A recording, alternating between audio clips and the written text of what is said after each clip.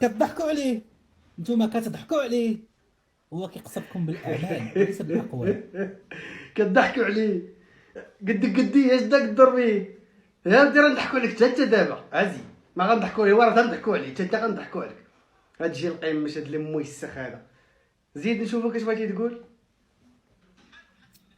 شحال ضحكتوا على عمي تبو؟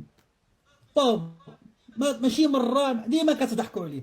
هبيل ومسط. وراه هبيل ومسطي وكيضرب بالحجر، وهذا الشيء كلامه هو، ماشي حنا. هو اللي قال اللي ما يشد الصفت الحليب الحجر، ماشي حنا. زيد نشوفوا اش بغيتي تقول. دايرين وفين وكيفاش؟ أتعلمون أن ذاك الأسطول فقط لولاية واحدة؟ ذاك الأسطول اتعلم اللي ما...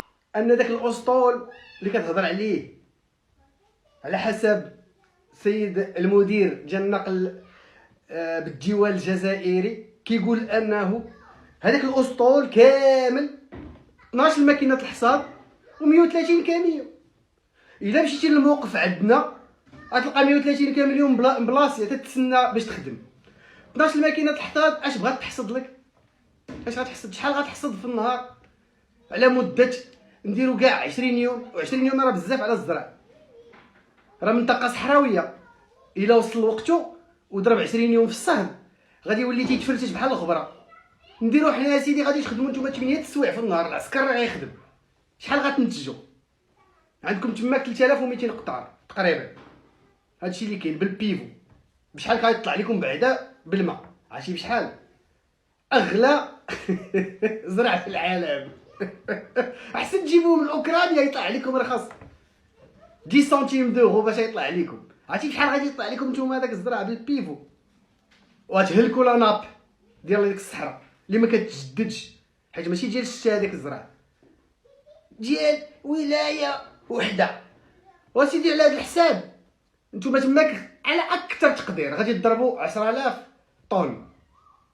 فينك وفين 4 المليون اللي كتستوردوا؟ خاصكم تقريبا 380 منطقه.